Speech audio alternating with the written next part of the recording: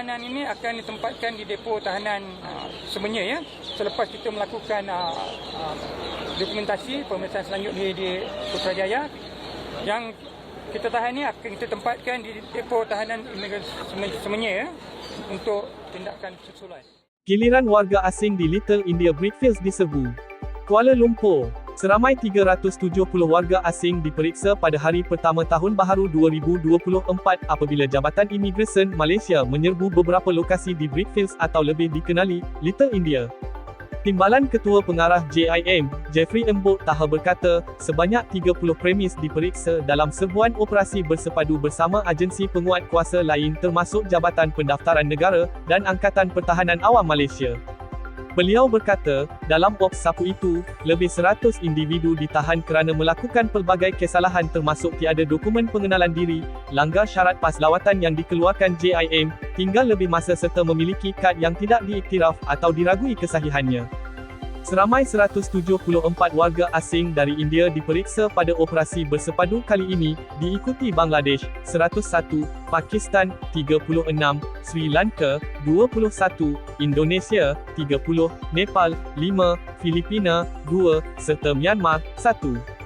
Kesemua yang ditahan berusia 25 hingga 71 tahun akan diperiksa selanjutnya di Ibu Pejabat JAM Putrajaya.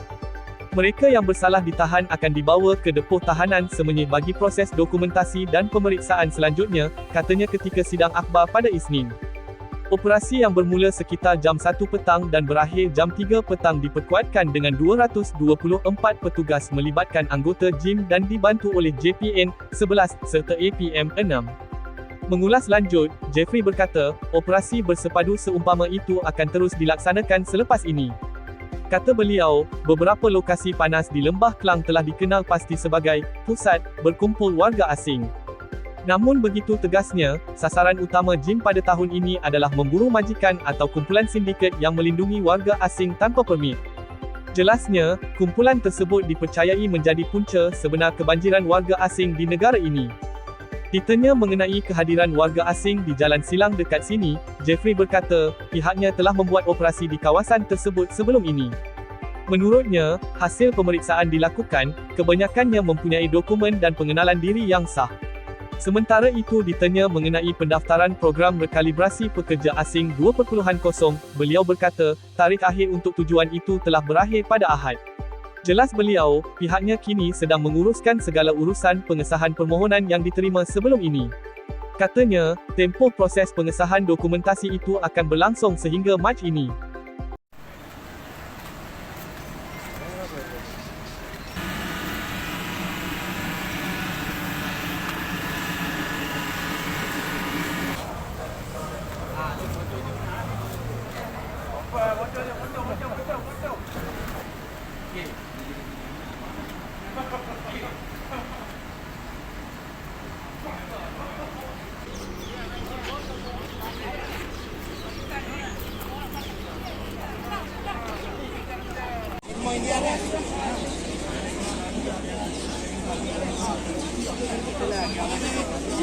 Ini perlu dia. Aduh. Kau ni panas tak?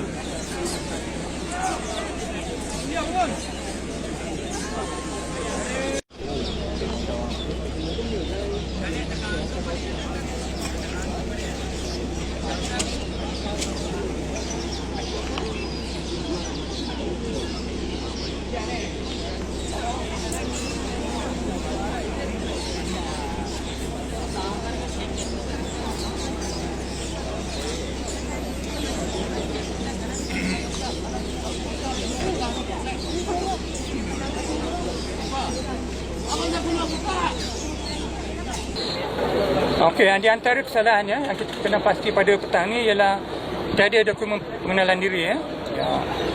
Melanggar syarat PAS yang telah kita keluarkan oleh JIM, tinggal lebih masa hostel dan pemegang kad yang tidak diiktiraf, makna yang diragui, dan lain-lain kesalahan yang melanggar Akta Imigresen ni.